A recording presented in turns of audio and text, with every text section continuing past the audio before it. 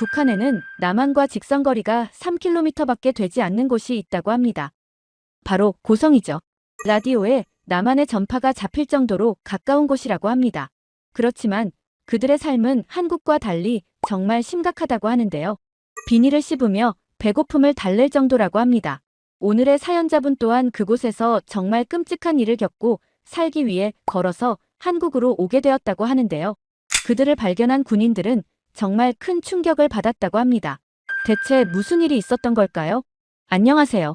저는 탈북민 리명철입니다. 북한 강원도 고성군의 산골 마을에서 살았었죠. 그곳은 지도에서도 쉽게 찾기 힘든, 누구도 주목하지 않는 땅입니다. 높은 산들에 둘러싸인 이곳은 겨울이면 외부와 거의 단절되다시피 하고 군사분계선에 너무 가까워 항상 감시의 그림자가 우리 곁을 떠나지 않았어요. 마을 사람들은 대부분 군부대 보조 노동으로 근근히 연명하고 있습니다. 저도 매일 아침 어두운 새벽길을 걸어 부대로 향하죠. 삽으로 눈을 치우고 물건을 나르고 때로는 군인들의 욕설을 들으며 하루를 버텨냅니다. 식량은 한 달에 한 번, 낡은 트럭이 보급품을 실어오는데 그날은 마을의 작은 축제 같은 날이었어요. 아이들은 트럭 소리가 들리면 달려나가 맞이했고 어른들은 줄을 서서 배급을 기다렸죠. 그마저도 턱없이 부족했지만 그것이 우리의 일상이었습니다. 그러던 어느 날이었어요. 창문 너머로 군용 트럭 2대가 마을로 들어오는 모습이 보였습니다. 평소와 다른 분위기에 가슴이 철렁 내려앉았죠. 아내의 불안한 눈빛이 저를 향했어요. 저는 아무 말 없이 밖으로 나갔습니다. 마을 광장에는 이미 여러 주민들이 모여 있었죠. 트럭에서 내린 군인들은 무표정한 얼굴로 서 있었고 그 옆에는 군 지휘관으로 보이는 사람이 있었어요. 그의 얼굴에는 냉정함만이 가득했습니다. 지휘관은 딱딱한 목소리로 비상 상황을 선포했어요. 전선 부대 보급이 우선이라는 중앙의 지시가 내려왔다며 각 가정에서 보관 중인 겨울나기용 곡식의 70%를 국가에 헌납하라는 명령이었죠.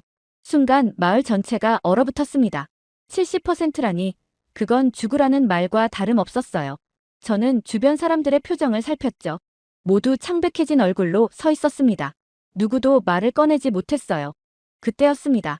마을에서 가장 연로한 홍기섭 어르신이 한 걸음 앞으로 나섰죠. 80을 넘긴 홍 어르신은 허리가 굽어 더 작아 보였지만 목소리만은 또렷했어요.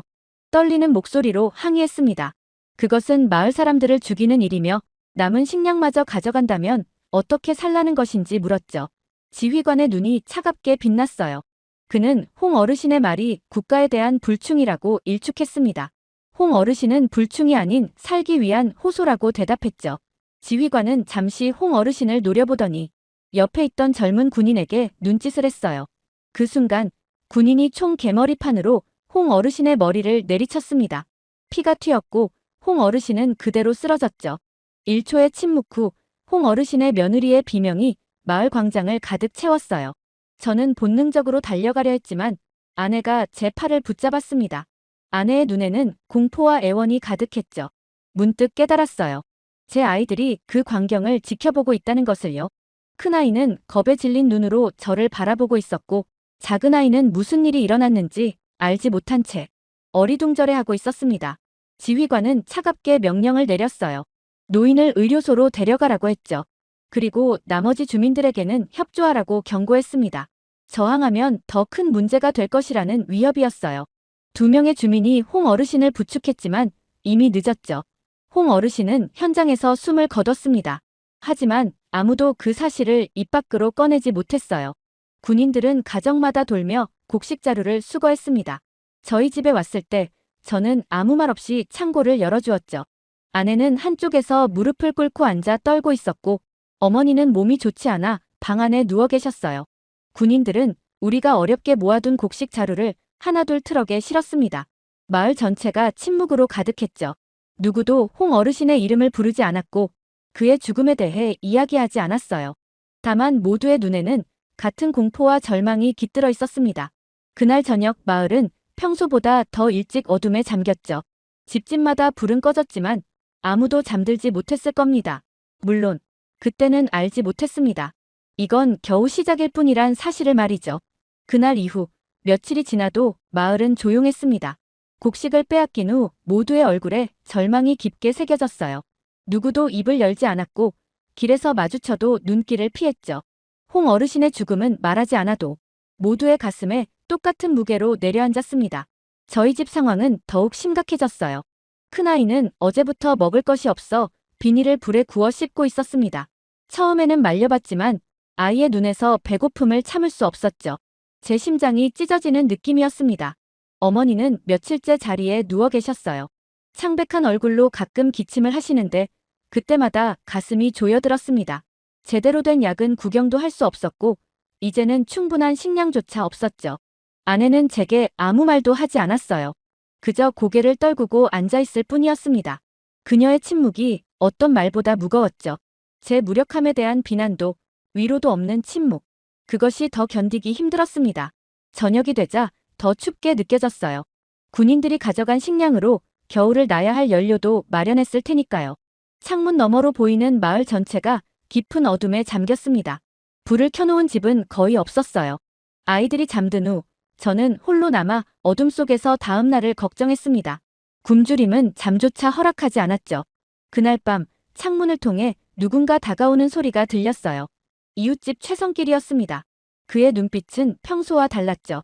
경계심과 긴장감, 그리고 희미한 흥분이 섞인 표정이었어요. 최성길은 저를 밖으로 불러내며 주변을 살폈습니다. 마치 누군가 엿듣고 있는지 확인하는 것 같았죠.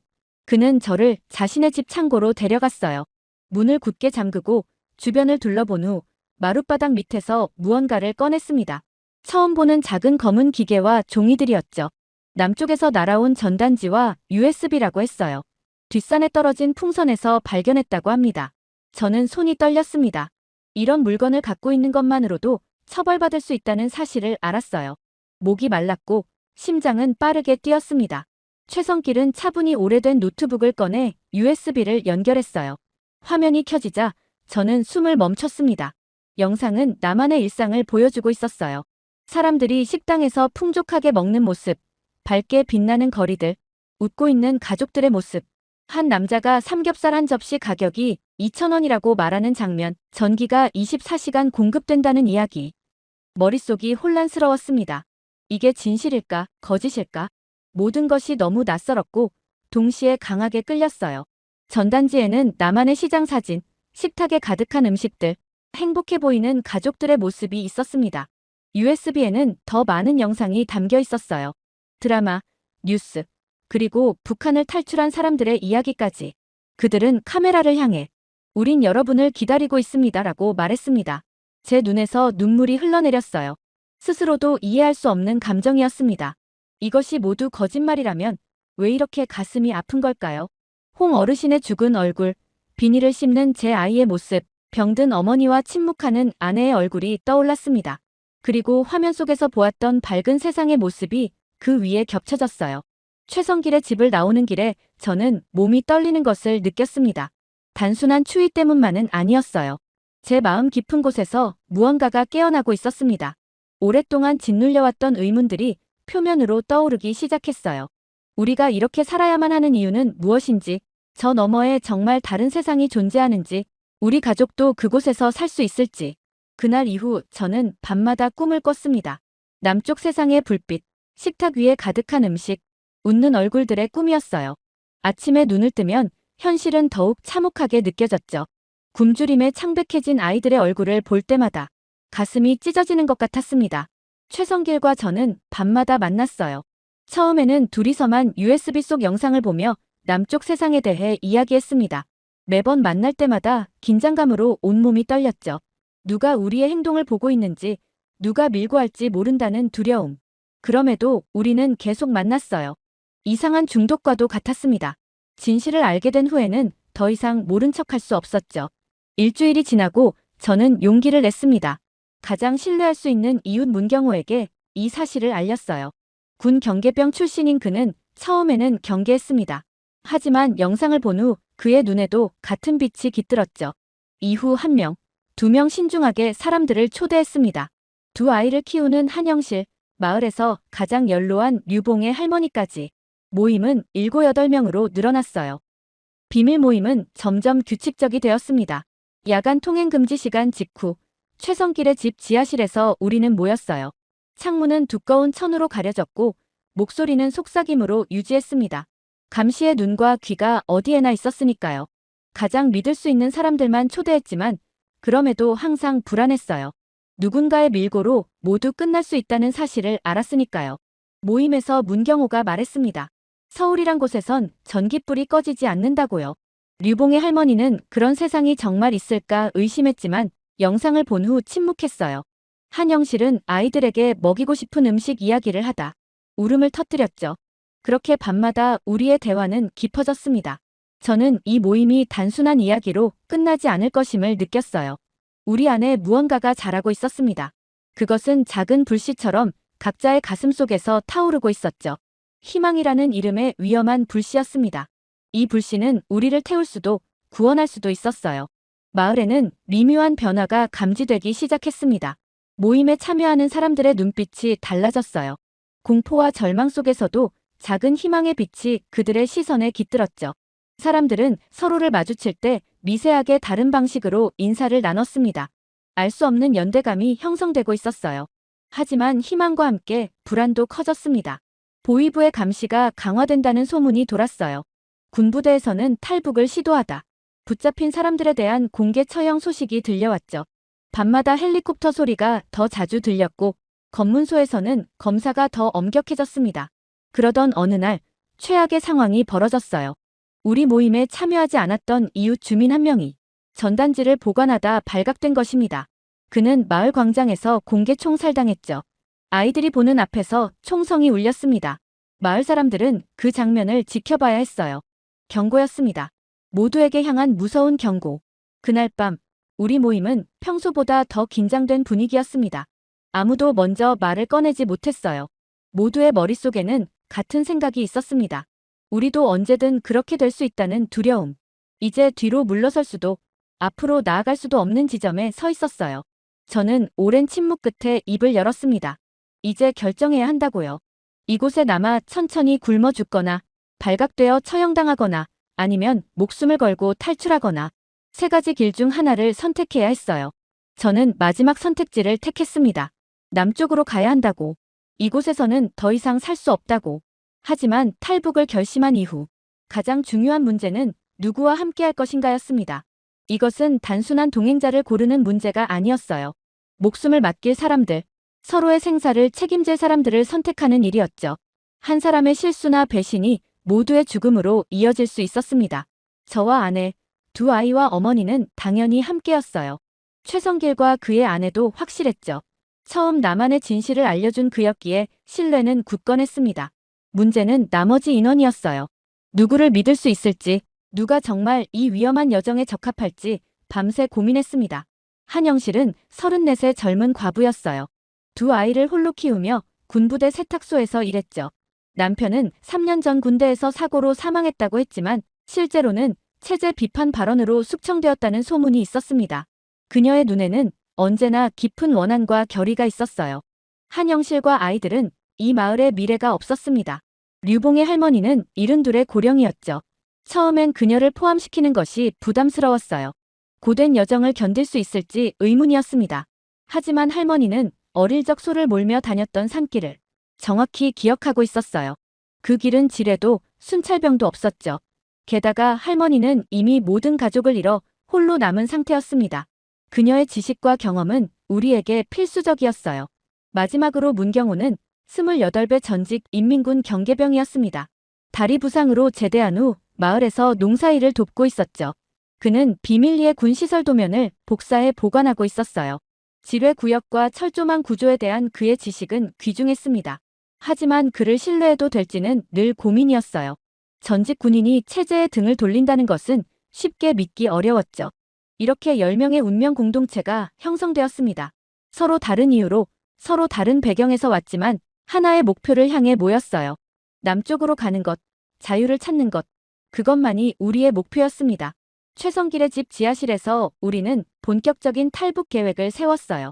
문경호가 군 시절 보았던 경계 지도와 전단지에 표시된 정보를 종합했습니다. 류봉의 할머니가 기억하는 옛길과 대조하며 가장 안전한 루트를 찾았죠.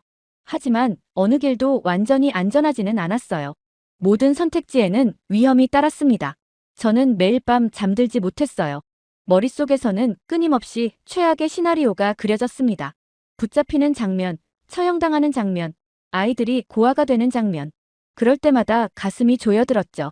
하지만 동시에 USB에서 보았던 나만의 모습도 떠올랐습니다. 풍족한 식탁, 웃는 아이들, 자유롭게 말할 수 있는 세상. 그 희망이 공포를 이겨냈어요. 아내는 밤마다 아이들의 옷을 더 두껍게 만들었습니다. 헌 옷을 뜯어 솜을 넣고 실을 풀어 다시 짜고 야위어가는 손가락으로 침묵 속에 준비했죠. 그녀의 눈에는 두려움이 있었지만 동시에 강한 결의도 있었어요. 어머니에게는 아직 말하지 못했습니다. 연로하신 분께 미리 알려드리면 감당하기 어려울 것 같았어요. 문경호는 매일 조금씩 필요한 물품을 모았습니다. 두꺼운 장갑, 군화, 나침반, 의약품. 한 번에 너무 많은 것을 구하면 의심받을 수 있었기에 조심스럽게 진행했죠. 한영실은 아이들을 위한 작은 썰매를 만들었습니다. 눈 위에서 아이들을 끌고 갈 수 있는 썰매였어요. 류봉의 할머니는 강냉이떡을 준비했습니다. 오래 보관할 수 있는 식량이었죠. 준비를 하면서도 우리는 서로의 눈을 자주 보았어요. 그 눈빛에는 같은 메시지가 담겨 있었습니다. 누가 빠지면 모두 위험하다는 것. 반드시 함께 가야 한다는 것. 그것은 말로 표현하지 않아도 모두가 이해하는 약속이었습니다. 탈북 날짜는 신년 전야로 정했어요. 보위부가 연회와 감시 해제로 자리를 비우는 시점이었죠. 또한 눈이 많이 내려 우리의 발자국을 가릴 수 있는 때였습니다. 가장 중요한 것은 모두의 정신적 준비였어요. 다시는 돌아올 수 없는 결단이었으니까요. 그렇게 우리 10명은 운명을 함께하기로 했습니다. 각자 다른 이유로 시작했지만 이제는 하나의 몸처럼 움직여야 했어요. 누구 하나 빠져도 안 되는, 모두가 필요한 여정이었습니다. 자유를 향한 첫 발걸음을 함께 내딛기로 한 우리의 결심은 그 어느 때보다 단단했어요. 신년 전야를 탈북 날짜로 정하고 나서부터 시간은 빠르게 흘러갔습니다. 하루하루가 마지막 준비의 시간이었어요. 우리에게는 단 한 번의 기회밖에 없었습니다. 실패하면 죽음뿐이었죠. 이 사실은 매 순간 저를 짓눌렀습니다. 밤마다 최성길의 집에 모여 계획을 세밀하게 다듬었어요. 문경호가 그린 손그림 지도를 중심으로 탈북 경로를 확정했습니다. 신년 전야는 전략적으로 가장 적합한 시점이었죠. 보위부가 연회와 행사로 감시가 느슨해지는 때였습니다. 국경 경비대도 술에 취해 경계가 소홀해질 가능성이 컸어요. 게다가 눈보라가 예상되어 우리의 흔적을 가릴 수 있었습니다. 준비물 목록을 작성하고 역할을 분담했어요. 한영실은 아이용 썰매와 담요를, 류봉의 할머니는 강냉이떡과 말린 식량을, 문경호는 천조각으로 만든 위장망과 응급의약품을, 최성길은 손전등과 성냥을 준비했습니다. 저는 가족들의 따뜻한 옷과 물통을 챙겼어요. 모든 물건은 최소한으로 필수적인 것만 담았습니다. 무거운 짐은 우리의 속도를 늦출 수 있었으니까요. 탈출 경로는 3단계로 나눴어요. 먼저 마을을 빠져나가 뒷산으로 향하는 것. 다음은 류봉의 할머니가 기억하는 옛 소몰이 길을 따라 지뢰지대를 우회하는 것.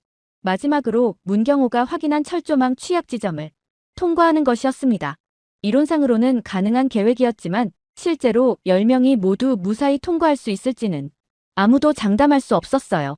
출발 시간은 밤 10시로 정했습니다.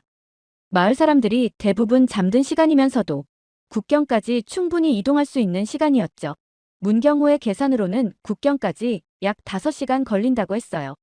새벽 3시쯤 국경에 도달하고 날이 밝기 전에 남쪽 영토에 들어설 수 있었습니다. 계획을 세우는 동안 저는 끊임없이 의심했어요. 이것이 옳은 결정인지, 가족들을 위험에 빠뜨리는 것은 아닌지. 밤마다 식은땀을 흘리며 깨어났습니다. 아내는 말없이 제 손을 잡아주었죠. 그녀의 눈빛에서 공포와 용기가 동시에 보였습니다. 우리는 말없이 서로를 다독였어요. 이미 돌이킬 수 없는 강을 건너고 있었습니다. 출발 2일 전 어머니에게 모든 것을 말씀드렸어요. 처음에는 놀라셨지만 이내 고개를 끄덕이셨습니다. 어머니는 이미 알고 계셨던 것 같았어요. 아이들에게는 대한민국에 사는 친척을 만나러 간다고 말했습니다. 아이들은 그저 여행이라 생각하고 신이 났지만 큰아이의 눈빛은 뭔가 다른 것을 느끼고 있었어요. 탈북 전날 밤 마지막 회의를 가졌습니다. 문경호가 가리키며 말했어요. 동쪽 철조망 구간이 오래되어 감시가 약하니 그곳으로 가자고. 그의 정보에 의하면 그 구간은 전기 울타리도 일부 고장나 있었습니다. 모두 고개를 끄덕였고 마지막으로 각자의 역할을 확인했어요.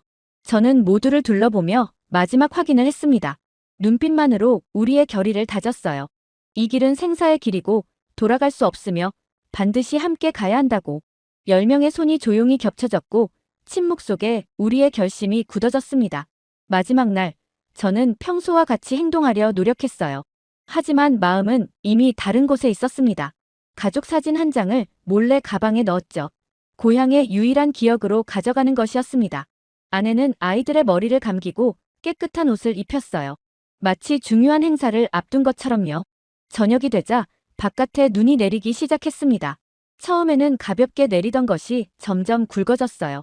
신년 전야 행사를 위해 마을 군청 방향에서는 시끄러운 음악이 들렸습니다. 보위부와 군 간부들이 모이는 연회였죠. 우리에게는 완벽한 타이밍이었어요. 밤 9시, 아이들을 재웠습니다. 10시에 깨워 출발할 계획이었어요. 저는 창밖을 바라보며 마지막으로 이 마을을 기억에 담았습니다. 37년을 살아온 이곳을 떠나는 것은 두렵고 슬펐지만 동시에 앞으로의 새 삶에 대한 기대도 있었어요. 저는 깊게 숨을 들이마시고 아내를 바라봤습니다. 그녀도 같은 마음이었죠. 드디어 밤 10시, 시간이 됐습니다. 창밖으로는 눈보라가 거세게 몰아치고 있었어요. 자연이 우리의 탈출을 도와주는 듯 했죠. 아내는 조용히 아이들을 깨웠고 저는 어머니를 부축했습니다. 모두 미리 준비해둔 따뜻한 옷을 입었어요. 최대한 소리를 내지 않으며 집을 나섰습니다. 바람이 얼굴을 때렸고 눈은 시야를 가렸어요. 숨조차 제대로 쉴 수 없을 정도였죠. 하지만 이런 기상 상태는 우리에게 유리했습니다. 눈보라가 우리의 흔적을 지워주고 감시자들의 시야를 방해했으니까요. 약속된 장소에서 다른 일행들을 만났습니다. 모두 눈과 얼음으로 뒤덮인 하얀 유령 같았어요. 한영실은 두 아이를 작은 썰매에 태웠습니다. 아이들은 겁에 질려 소리 없이 떨고 있었어요. 문경호가 선두에 섰고 저희 가족과 최성길 부부가 그 뒤를, 류봉의 할머니와 한영실이 뒤를 따랐습니다. 모두 한 줄로 서서 앞사람의 발자국에만 발을 디뎠어요. 흔적을 최소화하기 위함이었죠. 마을을 벗어나 뒷산으로 향했습니다. 우리는 말없이 걸었어요. 각자의 숨소리와 발소리만이 눈보라 속에 섞였죠. 제 귀에는 심장 소리가 너무 크게 들렸습니다. 마치 누군가에게 들킬 것 같은 느낌이었어요. 30분쯤 걸었을 때 멀리서 개 짖는 소리가 들렸습니다. 모두 얼어붙었죠. 하지만 다행히 우리를 발견한 것은 아니었던 것 같아요. 2시간째, 눈은 더욱 심해졌습니다. 큰아이는 걸을 만큼 컸기에 스스로 걸었지만 작은 아이는 썰매에 탔어요. 저는 어머니를 부축했고 아내는 큰아이의 손을 잡았습니다. 우리 앞에는 류봉의 할머니가 있었어요. 그녀는 놀라울 정도로 길을 기억하고 있었습니다. 70년도 더 된 기억을 따라 우리를 인도했죠. 지뢰지대에 접근했을 때가 가장 무서웠어요. 문경호가 표시해둔 지뢰지대 지도를 보며 우회했지만 그것도 확실한 보장은 없었죠. 저는 아이들이 실수로 길을 벗어날까봐 계속 주시했습니다. 발 디딜 때마다 폭발음이 들릴까봐 온몸이 긴장했어요. 류봉의 할머니가 알려준 옛 소몰이 길은 정말 안전했습니다. 짐승들이 오랫동안 다녀 만든 길이었기에 지뢰도 순찰병도 없었죠. 야산을 넘는 동안 눈보라가 잠시 약해졌어요. 달빛이 비쳐 주변이 보였습니다. 우리가 있는 곳은 이미 마을에서 상당히 떨어진 곳이었죠. 되돌아갈 수 없는 지점을 이미 지난 것 같았어요. 문경호는 나침반을 보며 방향을 확인했고 저는 주변을 살폈습니다. 멀리 헬리콥터 소리가 들렸지만 우리를 찾는 것 같지는 않았어요. 밤 2시가 지나고 저는 심각한 피로를 느꼈습니다.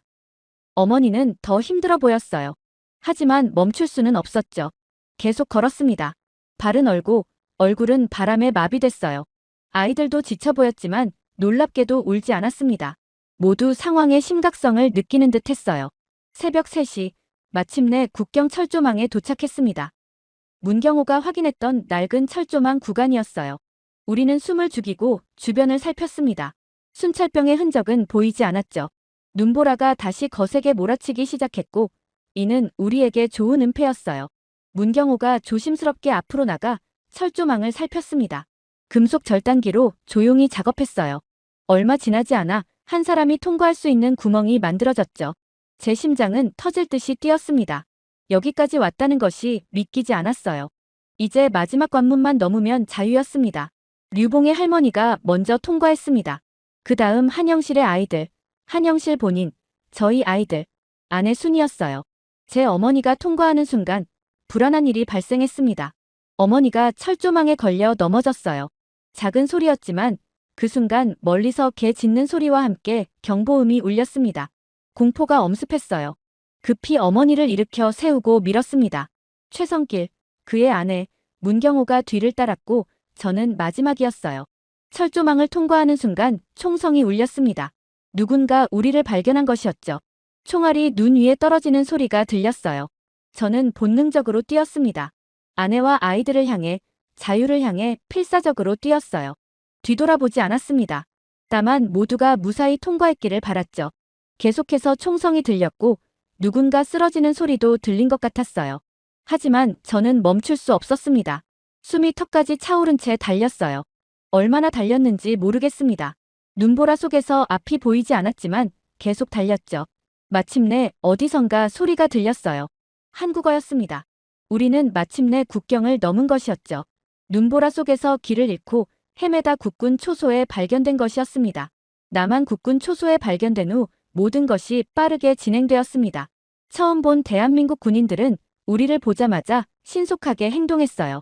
그들의 눈빛에서는 놀라움과 함께 따뜻함이 느껴졌습니다. 두꺼운 담요를 가져와 우리 몸을 감싸주었고 따뜻한 음료를 건네주었죠. 저는 여전히 현실감이 없었습니다. 정말 우리가 해냈다는 사실이 믿기지 않았어요. 저체온증 상태였던 어머니와 아이들은 즉시 의료진에게 인계되었습니다. 저와 아내 그리고 다른 일행들도 임시 대기소로 안내받았어요. 그곳에 들어서자 따뜻한 공기가 저를 감쌌습니다. 북한에서는 느껴보지 못한 따뜻함이었죠. 벽에 걸린 시계를 보니 새벽 5시였습니다. 우리는 7시간 동안 눈보라 속을 걸어 이곳까지 온 것이었어요. 군인들은 우리에게 따뜻한 물과 식사를 제공했습니다. 얼마나 오랜만에 보는 풍족한 음식인지 모르겠어요. 밥과 국, 그리고 몇 가지 반찬이었지만 제 눈에는 꿈같은 진수성찬으로 보였습니다. 아이들은 처음으로 초콜릿을 맛보았고 그 달콤함에 눈을 동그랗게 떴죠. 저는 먹는 순간에도 여전히 꿈을 꾸는 것 같았어요. 잠시 후 의료진이 모두에게 기본적인 검진을 시작했습니다. 저는 의사가 착용한 흰색 가운과 현대적인 의료 장비들을 신기하게 바라봤어요. 의사는 부드러운 목소리로 질문했고 간호사는 친절하게 설명해 주었습니다. 그들의 모든 행동에서 인간에 대한 존중이 느껴졌어요. 북한에서는 경험하지 못했던 감정이었습니다. 의료진은 어머니의 상태가 심각하다고 했습니다. 영양실조와 탈수 증상, 그리고 오래된 폐렴 증상이 있다고 했어요. 하지만 곧 큰 병원으로 이송해 제대로 된 치료를 받게 될 거라고 했습니다. 어머니는 의사의 말을 듣자 눈물을 흘리셨어요. 처음으로 희망의 눈물이었습니다. 어머니는 의사에게 한마디 했습니다. 살고 싶다고요. 저는 창밖을 바라보았습니다. 날이 밝아오고 있었어요. 처음 보는 대한민국의 아침이었죠. 눈 덮인 산과 나무들은 북한의 그것과 별반 다르지 않았지만 그 위로 떠오르는 햇살은 완전히 달랐습니다. 그것은 자유의 빛이었어요. 감시 없는 하늘, 두려움 없는 공기, 모든 것이 새롭게 느껴졌습니다. 작은 아이가 제게 다가와 질문했습니다. 여기선 밤에도 불이 꺼지지 않느냐고요. 저는 고개를 끄덕였습니다. 이제 우리 아이들은 어둠 속에서 떨며 잠들지 않아도 된다는 사실에 가슴이 벅차올랐어요. 아내는 여전히 말이 없었지만 그녀의 얼굴은 처음으로 편안해 보였습니다. 안전하다는 느낌, 그것이 그녀의 얼굴에 스며들고 있었어요. 오전 중에 정부 관계자들이 도착했습니다. 그들은 우리를 임시 거처로 이동시킬 준비를 했어요. 이동하기 전 저는 함께 온 일행들과 눈빛을 교환했습니다. 모두의 얼굴에는 같은 표정이 있었어요. 믿기지 않는 안도감과 앞으로 펼쳐질 새로운 삶에 대한 두려움이 섞인 표정이었습니다. 버스에 올라 창밖을 바라보며 저는 생각했습니다. 이곳이 정말 대한민국인지, 이런 세상이 정말 존재하는지, USB에서 보았던 영상이 진실이었다는 것을 이제야 온전히 믿게 되었어요. 버스가 지나가는 도로는 북한의 그것과는 비교할 수 없이 깨끗했고 곳곳에 서 있는 건물들은 빛나는 유리창으로 덮여 있었습니다. 버스가 도시로 들어서자 저는 압도되었습니다. 높은 빌딩들, 수많은 자동차들, 형형색색의 간판들, 모든 것이 생생하고 활기차 보였어요. 아이들은 창밖을 보며 연신 감탄했고 어머니는 그저 믿을 수 없다는 듯 고개를 흔드셨습니다. 최성길과 문경호는 서로 눈빛을 교환하며 감격했고 류봉의 할머니는 조용히 눈물을 흘렸어요. 그렇게 임시거처에 도착한 후 이틀이 지나고 국정원 조사가 시작되었습니다. 우리 10명은 각각 다른 방으로 안내받았어요. 처음에는 두려웠습니다. 북한에서의 신문 경험이 떠올라 온몸이 떨렸죠. 하지만 조사관은 제게 따뜻한 차를 건네며 미소를 지었습니다. 그 순간 이곳은 북한이 아니라는 사실을 다시 한번 실감했어요. 조사는 2주간 이어졌습니다. 북한에서의 생활, 탈북 동기, 경로, 가족관계 등 모든 것을 물었어요. 때로는 같은 질문을 반복했고, 때로는 디테일한 부분을 파고들었습니다. 저는 모든 질문에 솔직하게 답했어요. 숨길 것도 두려워할 것도 없었습니다. 조사관이 컴퓨터에 제 답변을 기록하는 모습을 보며 이 모든 게 새로운 삶의 시작을 위한 과정임을 이해했어요. 국정원 조사가 끝난 후 우리는 하나원으로 옮겨졌습니다. 이곳은 북한 이탈 주민들의 정착을 돕는 시설이었어요. 12주 교육과정이 기다리고 있었죠. 하나원에 도착했을 때 저는 놀랐습니다. 건물은 깨끗했고 침대와 샤워 시설이 갖춰져 있었어요. 식당에서는 하루 세 끼 따뜻한 식사가 제공되었습니다. 이런 생활 환경은 북한에서는 상상도 할 수 없었어요. 교육은 생각보다 힘들었습니다. 대한민국의 역사, 정치, 경제, 사회제도 전반을 배웠어요. 컴퓨터 사용법, 대중교통 이용법, 은행 이용법 등 실생활에 필요한 기술도 배웠습니다. 모든 것이 낯설었고 머리에 들어오지 않는 날도 많았어요. 특히 자본주의 경제 원리를 이해하는 것은 어려웠습니다.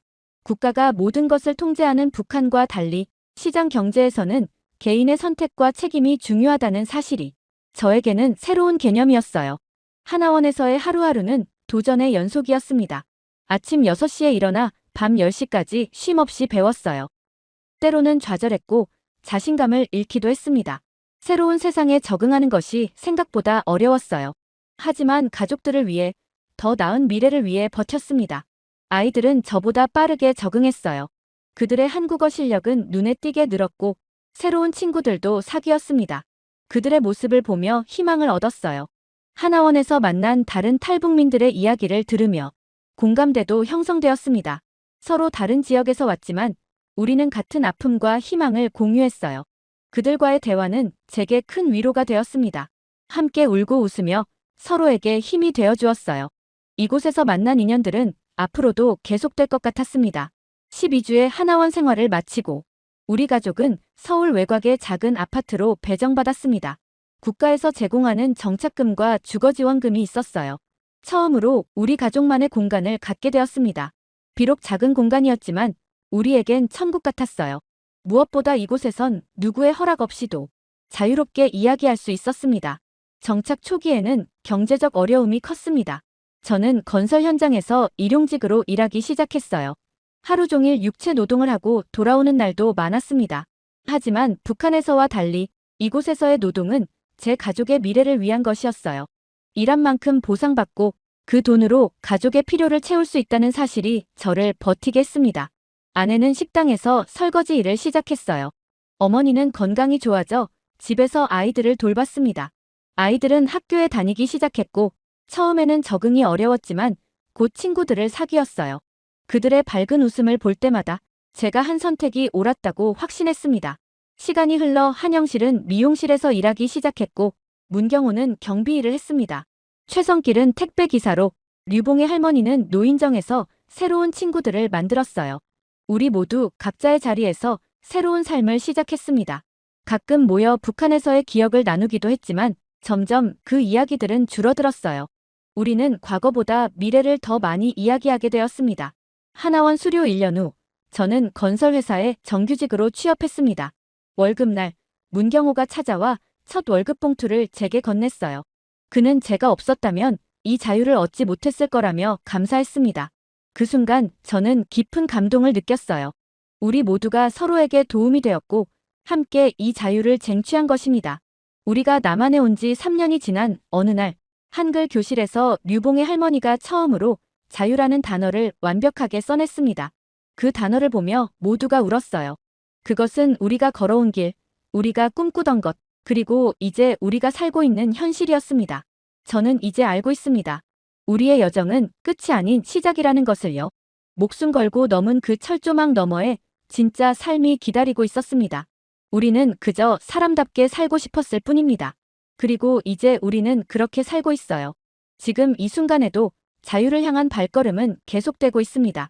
최근 북한의 후계자를 좌지우지하는 곳이 무당집이라는 사실이 밝혀졌습니다. 한때 남한에서도 국회의원들이 무속신앙을 맹신하여 많은 이들이 충격을 받은 경우가 있었던 만큼 이 소식은 국정원조차 입을 다물지 못하게 만들었다고 하는데요.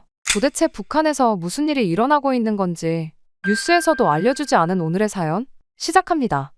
안녕하세요. 저는 탈북민 윤혜진이라고 합니다. 한때 리설주의 비서로 일을 한 적이 있었죠. 북한 퍼스트레이디 곁에서 일하는 자리인 만큼 많은 사람들이 부러워하고 했습니다. 물론 그 일이 있기 전까지는 말이죠. 그날의 기억이 아직도 생생합니다. 긴급회의가 소집되고 간부들이 분주히 오가는 와중에 김정은이 갑자기 쓰러졌다는 소식이 비밀리에 퍼졌어요. 복도는 숨막히는 긴장감으로 가득 찼습니다. 경호원들의 표정은 굳어 있었고 높은 간부들의 눈빛은 공포로 흔들렸죠. 그들 사이를 지나며 손끝이 저려오는 불안감을 느꼈어요. 그리고 그날 저녁 저는 리설주의 방으로 불려갔습니다. 문을 열자 창가에 서 있는 리설주의 뒷모습이 보였어요. 평소의 당당함은 온데간데였고 어깨가 축 처진 채 창밖을 응시하고 있었습니다. 리설주는 김정은의 지시라며 당장 무당집으로 향하라는 지시를 내렸어요. 그 순간 온몸에 피가 얼어붙는 듯 했습니다. 북한에서 무속은 미신으로 금지되어 있었으니까요. 하지만 실제로는 김씨 일가가 대대로 무속을 신봉한다는 것은 내부자들만 아는 비밀이었어요. 그 순간 저는 이 임무가 단순한 미신이 아닌 정치적 운명과 직결된 문제임을 알 수 있었습니다. 결국 그날 새벽 저희는 아직 어둠이 채 가시지 않은 시간에 검은 관용차에 몸을 실었어요. 차에는 리설주와 저를 포함해 철저히 선별된 수행원 몇 명뿐이었습니다. 이후 도착한 곳은 허름한 농가였습니다. 리설주는 무당과 단독으로 만나길 원했고 저는 바깥에서 기다리라는 지시를 받았어요. 하지만 낡은 농가의 벽은 얇았고 방 안에서 오가는 대화는 희미하게 들렸습니다. 농가 주변을 경계하며 서 있었지만 제 귀는 자연스럽게 안쪽에서 들려오는 소리에 집중되었죠. 그렇게 농가 안에서 의식이 시작되는 소리가 들렸어요. 향 냄새가 문틈으로 새어나왔고 무당의 주문 소리가 점점 커졌습니다. 농가 주변의 공기는 무거워졌고 바람 소리조차 멈춘 듯했죠. 온몸에 소름이 돋았어요. 갑자기 무당의 주문이 끊기고 불안한 침묵이 흘렀습니다. 이어서 무당의 놀란 목소리가 들렸어요. 정확한 내용은 들리지 않았지만 간간이 들려오는 대화 조각으로 상황을 유추할 수 있었어요. 무당은 김용주가 후계자가 될 경우 김정은이 반드시 죽는 운명이라고 말하고 있었습니다. 순간 저도 모르게 숨을 멈췄어요. 리설주의 낮은 목소리에는 공포가 묻어 있었죠. 농가 안에 침묵이 길어졌습니다. 리설주의 다급한 목소리가 이어졌어요. 이 정계를 절대 김정은에게 알려서는 안 된다는 내용이었죠. 무당의 두려움에 찬 대답이 희미하게 들렸습니다. 리설주가 문을 열고 나왔을 때 그녀의 얼굴은 창백했어요.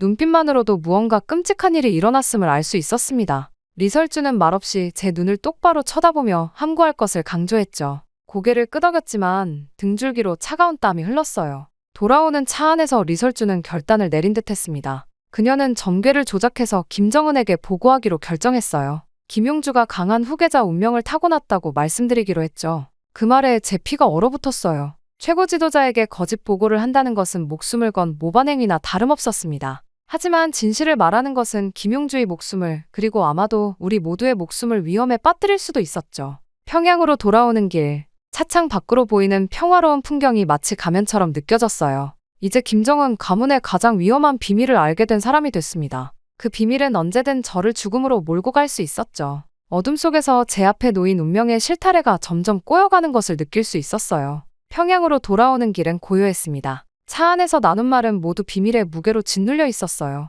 리설주는 창밖만 응시하며 무언가를 결심한 듯했죠. 그녀의 눈빛에서 두려움과 결단이 교차되는 모습이 보였습니다. 당 청사에 도착했을 때 리설주는 곧바로 김정은의 집무실로 향했어요. 저는 긴장된 마음으로 그녀의 뒤를 따랐습니다. 집무실 앞에서 리설주는 잠시 멈춰 깊은 숨을 들이마셨어요. 그리고는 결연한 표정으로 문을 열었습니다. 저는 바깥에서 기다렸지만 문틈으로 대화가 희미하게 들렸죠. 리설주는 김정은에게 무당이 본 점괘를 전했어요. 하지만 그것은 진실이 아니었습니다. 김용주가 후계자로서 강한 운명을 가지고 있다는 거짓말이었죠. 순간 제 심장이 멎는 것 같았어요. 북한 최고 권력자에게 거짓말을 하다니 이건 목숨을 건 위험한 도박이었습니다. 집무실에서 나온 리설주의 표정은 고요했지만 손끝이 미세하게 떨리고 있었어요. 그녀의 눈에는 불안이 서려 있었죠. 그날 밤 혼자 있는 리설주의 방에서 흐느끼는 소리가 들렸습니다. 저는 그 소리를 들으며 무거운 마음으로 잠자리에 들었어요. 다음 날 김정은은 고위 간부들을 소집했습니다. 저는 회의실 한쪽에서 리설주를 보좌하며 그 모습을 지켜봤어요. 김정은은 김용주의 후계자 교육을 가속화하라고 명령했죠. 그의 얼굴에는 안도감이 묻어났지만 깊은 주름 사이로 여전히 불안이 서려 있었습니다. 그러나 김정은의 건강은 나날이 악화되고 있었어요. 회의 중에도 가슴을 움켜쥐며 괴로워하는 모습이 보였죠.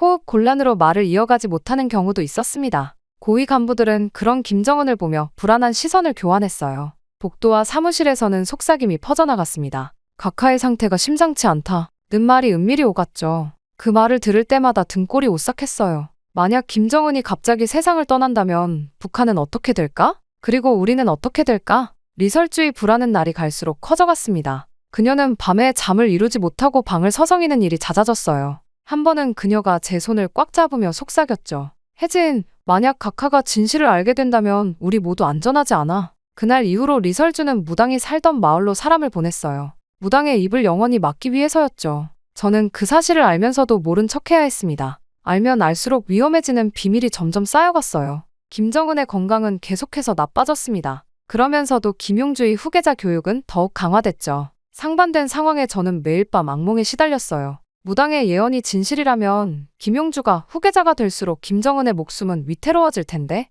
그리고 그 끔찍한 비밀을 알고 있는 저 역시 안전하지 않을 거였죠. 날이 갈수록 김정은의 건강은 눈에 띄게 악화되었어요. 무당의 예언이 머릿속을 떠나지 않고 제 가슴을 짓눌렀습니다. 김정은은 더 자주 병상에 누웠고 그럴 때마다 당 내부의 긴장은 최고조에 달했죠. 어느 날 아침 평소보다 더 분주한 움직임이 감지됐어요. 경호원들이 평소보다 긴장된 모습으로 오가고 있었죠. 복도에서 우연히 들은 대화에 따르면 김정은이 무당을 직접 불러 점괘를 다시 확인하라고 지시했다고 합니다. 리설주의 얼굴이 창백해졌어요. 그녀는 자신의 방에 틀어박혀 아무도 만나지 않았습니다. 저는 그녀의 방 앞을 지키며 불안한 시간을 보냈죠. 무당은 이미 사라졌다는 것을 우리는 알고 있었어요. 리설주가 그녀의 입을 영원히 막기 위해 조치를 취했으니까요. 그날 저녁 김정은의 분노가 폭발했습니다. 보위부가 무당의 행방을 추적했지만 그녀는 이미 이 세상 사람이 아니었어요. 무당이 숙청되었다는 사실이 밝혀진 순간 김정은은 모든 것을 깨달았다고 합니다. 저는 리설주의 방 앞에서 대기하고 있었을 때 갑자기 김정은의 경호원들이 나타났어요. 그들은 리설주를 김정은에게 데려가라는 명령을 받았다고 했죠. 리설주는 평소의 당당함을 잃은 채 떨리는 걸음으로 그들을 따라갔습니다. 저는 멀리서 그 모습을 지켜볼 수밖에 없었어요. 신문은 수시간 동안 계속됐습니다. 간간히 김정은의 분노의 찬목소리가 복도 끝까지 들려왔어요. 리설주는 필사적으로 해명하려 했지만 김정은은 그녀를 믿지 않았죠. 무당의 진짜 점괘가 무엇이었는지, 왜 그것을 숨겼는지 몰아붙였습니다. 밤이 깊어갈수록 상황은 더욱 악화됐어요. 김정은이 내린 충격적인 결론이 당 내부에 은밀히 퍼졌습니다. 김용주를 없애야 한다는 것이었죠. 자신의 생명을 위협하는 존재라고 판단했기 때문이에요. 권력을 위해 자신의 아들을 희생시킬 수 있다니 북한 권력의 냉혹함을 다시 한번 실감했습니다. 리설주는 거의 실성한 상태로 돌아왔어요. 그녀의 눈은 퉁퉁 부어 있었고 손은 멈추지 않고 떨렸습니다. 방으로 돌아온 그녀는 제게 다가와 속삭였죠. 혜진, 내가 무슨 짓을 한 거지? 그날 밤 리설주는 극단적인 선택을 했어요. 김용주의 목숨을 구하기 위한 마지막 방법이었죠. 그녀는 의료진과 비밀리에 접촉했습니다. 김용주가 장애가 있는 척하도록 만들어야 했어요. 이런 끔찍한 계획이 실제로 실행된다는 것이 믿기지 않았습니다. 리설주는 밤새 계획을 세웠어요. 김용주에게 특정 약물을 투여해 지적 능력이 저하된 것처럼 보이게 만들 계획이었죠. 그렇게 되면 김정은은 김용주가 후계자로 적합하지 않다고 판단할 것이고 그를 죽일 이유도 없어질 거라고 판단했습니다. 저는 그 모든 과정을 지켜보며 공포에 질렸어요. 왕조의 권력 다툼에서 아들을 지키기 위해 어머니가 선택한 방법이 그를 장애인인 척하게 만드는 것이라니, 이것이 북한 최고 권력층의 현실이었습니다. 리설주는 제게 이 계획에 협조할 것을 요구했어요. 저는 망설였지만 결국 따를 수밖에 없었죠. 이 계획에 반대한다면 저 역시 숙청될 것이 분명했으니까요. 그리고 어쩌면 이것이 김용주의 목숨을 구할 수 있는 유일한 방법일지도 모른다는 생각이 들었습니다. 그날 밤 리설주와 저는 김용주의 미래를 바꿀 끔찍한 계획을 실행하기 위한 준비를 시작했어요. 제 손은 떨렸고 마음은 무거웠습니다. 하지만 이미 돌아갈 수 없는 강을 건너고 있었죠. 그날 밤 리설주와 함께 세운 끔찍한 계획은 생각보다 빨리 실행에 옮겨졌어요. 저는 리설주의 지시에 따라 특정 의료진을 비밀리에 접촉했습니다. 그들은 김정은의 신임을 받는 의사들이었지만 리설주의 영향력 아래 있었죠. 손이 떨리고 마음은 무거웠지만 이미 돌아갈 수 없는 강을 건너고 있었습니다. 계획은 철저했어요. 리설주는 아들에게 모든 것을 설명했습니다. 자신의 목숨이 위험하다는 것, 장애인 연기를 해야만 살 수 있다는 것을요. 용주야, 이건 연기일 뿐이야. 하지만 내 생명을 지키기 위해서 필요한 일이란다. 김용주는 어머니의 말에 따라 자신의 삶을 지키기 위해 지적 장애가 있는 척 연기하기로 결심했어요. 저는 그 모습을 지켜보며 가슴이 찢어지는 듯했습니다. 어린 나이에 이런 끔찍한 선택을 강요받다니 북한 권력의 냉혹함을 다시 한번 실감했죠. 며칠 후 김용주에게 이상한 변화가 나타났다는 보고가 당 내부에 퍼졌어요. 김용주는 공식 석상의 모습을 드러낸 적은 없었지만 당 고위 간부들과의 비공개 만남에서 그는 말을 심하게 더듬고 단순한 지시조차 이해하지 못하는 모습을 보였다고 합니다. 저는 그 자리에 있었어요. 리설주의 비서로서 기록을 담당했죠. 김용주는 완벽하게 연기했습니다. 과거 똑똑하고 총명했다고 알려졌던 그가 갑자기 단순한 질문에도 혼란스러워하는 모습을 보였어요. 그의 눈빛은 멍했고 걸음걸이도 불안정했습니다. 당 고위층은 충격에 빠졌어요. 모두가 갑작스러운 변화에 의문을 품었죠. 하지만 이미 매수된 의료진이 진단 결과를 발표했습니다. 김용주가 원인 불명의 뇌 질환을 앓고 있다는 것이 진단이었어요. 저는 리설주와 함께 이 모든 과정을 조율했습니다. 약물 투여, 시간, 의사들의 발표 내용, 김용주의 연기 지침까지. 숨막히는 긴장 속에서 하루하루를 보냈어요. 매 순간이 생사의 갈림길 같았죠. 김정은은 이 상황을 보고받고 크게 혼란스러워했습니다. 그는 즉시 자신이 신뢰하는 의료진을 추가로 불러 김용주를 진찰하게 했어요. 하지만 그들 역시 이미 준비된 시나리오대로 움직였죠. 모두가 동일한 진단을 내렸습니다. 김정은은 그 자리에서 오랫동안 말이 없었어요. 그의 눈에는 슬픔과 분노가 교차했죠. 아들을 향한 의심과 불안, 그리고 후계자를 잃은 절망감이 뒤섞여 있었습니다. 며칠 후 김정은은 핵심 측근들만 모인 자리에서 중대 발표를 했어요. 김용주는 건강상의 이유로 후계자 지위에서 물러난다는 것이었죠. 대신 김주애가 자연스럽게 후계자 후보로 거론되기 시작했습니다. 저녁, 리설주의 방에서 그녀와 함께 이 소식을 전해 들었어요. 그녀는 안도의 한숨을 내쉬었지만 여전히 두려움에 떨고 있었죠.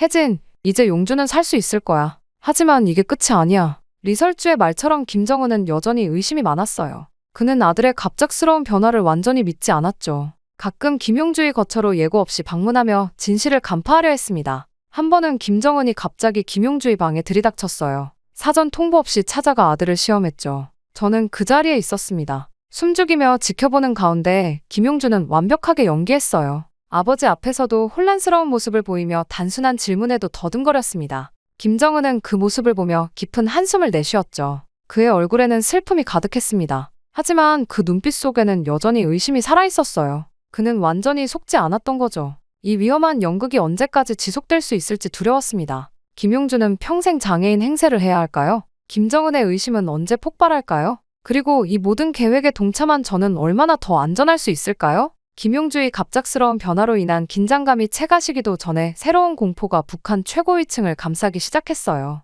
김정은의 눈빛이 달라졌습니다. 의심이 점점 확신으로 바뀌어가는 것이 느껴졌죠. 그는 아들의 상태 변화가 조작되었을 가능성을 염두에 두기 시작한 것 같았습니다. 어느 날 아침 김용주의 주치의가 갑자기 사라졌어요. 그가 보위부에 연행되었다는 소문이 은밀히 퍼졌습니다. 다음 날에는 그의 가족도 모두 사라졌죠. 마치 이 세상에 존재하지 않았던 것처럼요. 이것은 시작에 불과했어요. 김정은의 의심은 마치 거미줄처럼 점점 더 넓게 퍼져갔습니다. 김용주의 수행원들이 하나둘 사라지기 시작했죠. 그들과 함께 일했던 모든 사람들, 그들의 가족들까지 마치 전염병처럼 숙청의 그림자가 퍼져나갔어요. 당 청사는 공포로 가득 찼습니다. 누구도 서로 눈을 마주치지 않았어요. 대화도 최소한으로 줄였죠. 감시의 눈이 어디에나 있다고 느껴졌습니다. 매일 아침 누가 사라졌는지 확인하는 것이 일상이 되었어요. 리설주의 비서실도 안전하지 않았습니다. 어느 날 저와 함께 일하던 동료 비서 2명이 출근하지 않았어요. 그들은 그저 사라졌죠. 아무런 설명도 작별 인사도 없이요. 그들의 책상은 곧 비어있게 되었고 그들의 존재는 기록에서 지워졌습니다. 저는 매일 밤 식은땀에 젖어 잠에서 깼어요. 지금까지 제가 알게 된 비밀들, 제가 참여한 계획들, 그 모든 것이 저를 죽음으로 몰아갈 수 있다는 생각에 숨이 막혔습니다. 매일 아침 문 밖에 보위부 요원이 기다리고 있지는 않을지 두려웠죠. 리설주도 달라졌어요. 그녀는 점점 더 고립되어 갔습니다. 김정은과의 접촉도 줄었고 외부 인사와의 만남도 제한되었죠. 리설주의 눈에는 항상 경계심이 서려 있었습니다. 심지어 저와 대화할 때도 목소리를 낮추고 중요한 내용은 종이에 써서 곧바로 불태웠어요. 어느 날 저녁, 리설주는 저를 자신의 개인 정원으로 불렀습니다. 그곳은 감시 카메라가 없는 몇 안 되는 장소였죠. 리설주는 평소보다 더 창백해 보였어요. 리설주는 최근 주변 사람들이 많이 사라졌다는 사실을 언급하며 저도 위험하다고 경고했습니다. 김정은이 김용주의 상태가 연극이라고 의심하고 있으며 관련된 모든 사람을 제거하려 한다고 했어요. 순간 온몸이 얼어붙었어요. 제 귀에 피가 몰리는 소리가 들렸습니다. 리설주는 더 이상 저를 보호할 수 없다고 했습니다. 지금까지는 막아왔지만 이제는 힘이 닿지 않는다는 뜻이었죠. 리설주의 경고는 명확했어요. 저는 이제 혼자였습니다. 리설주의 보호 아래 있던 시간은 끝났죠. 북한 최고위층의 비밀을 알고 있는 한 제 목숨은 이제 모래시계처럼 빠르게 줄어들고 있었어요. 그날 밤, 저는 인생에서 가장 중대한 결정을 내렸습니다. 탈북을 결심한 거죠. 북한을 떠나는 것, 그것은 또 다른 위험을 의미했어요. 하지만 이대로 있다면 확실한 죽음이 기다리고 있었으니까요. 창밖의 어둠을 바라보며 저는 머릿속으로 탈출 계획을 세우기 시작했습니다. 가장 소중한 물건들만 꾸리고 누구에게도 알리지 않을 거예요. 평양을 벗어나 국경으로,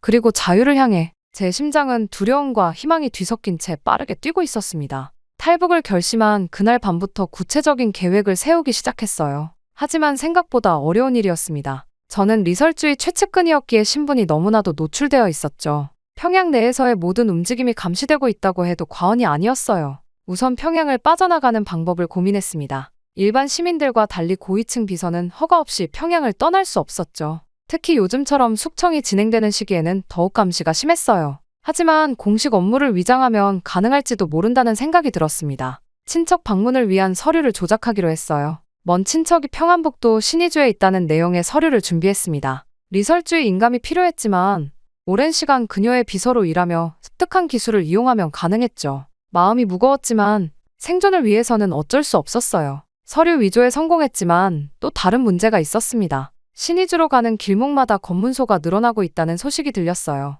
김정은의 의심이 커질수록 국경 지역의 통제도 강화되고 있었죠. 신의주를 통한 탈출은 가능성이 점점 희박해졌습니다. 대안을 찾아야 했어요. 지금까지 쌓아온 인맥을 통해 비밀리에 탈북 브로커를 찾았습니다. 높은 비용을 지불해야 했지만 목숨을 건 일이니 어쩔 수 없었죠. 브로커는 압록강을 통한 탈출 경로를 제안했어요. 국경 경비가 상대적으로 약한 지점을 알고 있다고 했습니다. 압록강을 건너는 것, 그것은 정말 위험한 선택이었어요. 겨울이 다가오고 있었고 물은 차가웠습니다. 게다가 국경 수비대의 총에 맞을 위험도 있었죠. 하지만 다른 선택지는 없었어요. 브로커와 만나 최종 계획을 세웠습니다. 일주일 후 새벽녘에 약속된 장소에서 만나기로 했어요. 탈출 날짜가 다가올수록 마음은 더욱 복잡해졌습니다. 북한에서의 특권적 삶을 뒤로하고 미지의 세계로 뛰어드는 것이 두려웠어요. 평양에서의 생활은 대부분의 북한 주민들이 꿈꾸는 삶이었습니다. 좋은 집, 풍족한 식량, 높은 지위, 이 모든 것을 포기해야 했죠.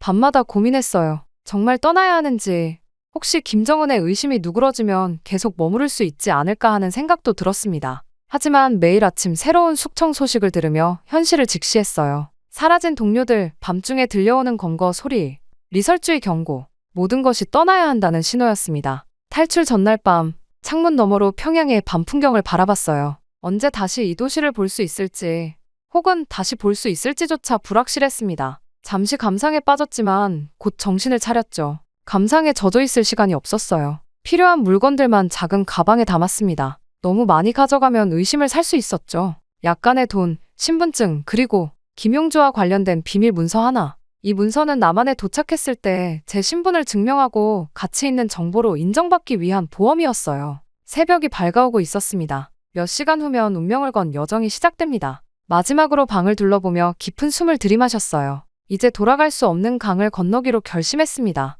두려움과 기대, 그리고 결연함이 섞인 감정으로 탈출의 순간을 기다렸습니다. 계획한 탈출 날짜가 밝았습니다. 창밖은 회색빛 하늘이 저를 내려다보고 있었어요. 추운 겨울이라 압록강이 일부 얼어있다는 소식을 들었습니다. 브로커와 약속한 평양 외곽 농가에 도착했어요. 그는 말없이 저를 작은 트럭으로 안내했습니다. 트럭 뒤편에는 이미 3명의 탈북자들이 기다리고 있었죠. 트럭은 밤새 검문소를 피해 우회로로 이동했어요. 새벽녘에 국경 근처 숲에 도착했습니다. 브로커의 지시에 따라 2시간을 더 걸어 마침내 압록강에 도착했죠. 하얀 얼음이 강을 덮고 있었어요. 건너편에 중국 땅이 보였습니다. 브로커의 신호를 따라 우리는 얼음 위로 발을 디뎠어요. 강 중간쯤 왔을 때 멀리서 외침이 들렸습니다. 거기서 움직이지 마. 돌아보니 북한 국경수비대가 달려오고 있었어요. 우리는 미친 듯이 얼음 위를 달렸습니다. 뒤에서 총성이 울렸어요. 얼음이 갈라지는 소리와 함께 제 발밑이 무너져 내렸습니다. 차가운 물에 다리가 빠졌지만 필사적으로 몸을 끌어올렸어요. 계속 달렸습니다. 총알이 제 옆으로 스치며 얼음을 깨뜨렸어요. 마침내 중국 쪽 강둑에 도착했습니다. 뒤를 돌아보니 일행 중 한 명이 얼음 위에 쓰러져 있었어요. 숲속으로 도망쳐 중국인 브로커를 만났습니다. 그는 저를 작은 트럭에 태웠어요. 이제 안전한가요? 제가 물었지만 그는 고개를 저었습니다. 아직 멀었어. 북한 보위부가 중국 내에서도 탈북자를 찾아 트럭은 밤새 달렸고 이틀 후 더 남쪽으로 이동했습니다. 중국 브로커는 라오스를 거쳐 태국으로 갈 거야 라고 말했어요. 중국에서는 계속 숨어 다녀야 했습니다. 보위부 요원들의 추적이 계속됐기 때문이죠. 중국 남부에서 라오스 국경을 넘었습니다. 밀림 속 좁은 길을 따라 걸었어요. 뱀과 벌레들이 가득했지만 자유를 향한 걸음을 멈출 수 없었습니다. 라오스에서도 며칠을 더 이동했어요. 마침내 태국 국경에 도착했을 때는 모든 힘이 빠진 상태였습니다. 태국 경찰의 자수의 북한 탈북민임을 밝혔어요. 방콕의 한국 대사관으로 인계됐습니다. 처음으로 안전하다고 느꼈어요.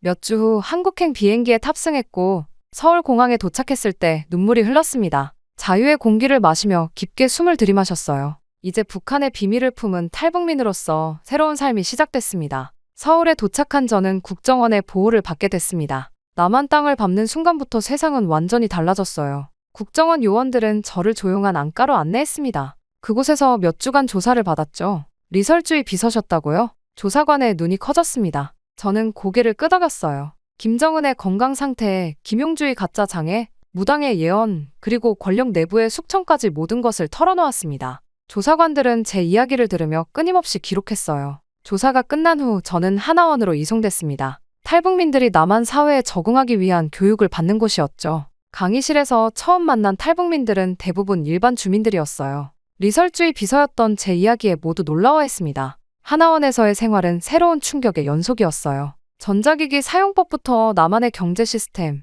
민주주의 개념까지 모든 것이 낯설었습니다. 북한에서 평생 들었던 거짓 교육이 하나씩 무너져 내리는 과정이었죠. 혜진 씨, 이젠 자신의 삶을 스스로 결정할 수 있어요. 사회 적응 선생님의 말이 가슴에 와닿았습니다. 북한에서는 상상할 수 없는 자유였어요. 3개월 후 하나원을 퇴소하고 서울 시내의 작은 아파트를 얻었습니다. 정부 지원금으로 새 삶을 시작했어요. 처음으로 혼자 지하철을 타고 도시를 구경하던 날 모든 것이 신기했습니다. 눈부신 네온사인, 넘쳐나는 음식들, 자유롭게 오가는 사람들까지. 어느 날 명동을 걷다가 우연히 점심당이라는 간판을 발견했어요. 무당집이었습니다. 북한에서는 미신으로 금지된 무속이 이렇게 당당하게 존재한다는 사실이 충격적이었어요.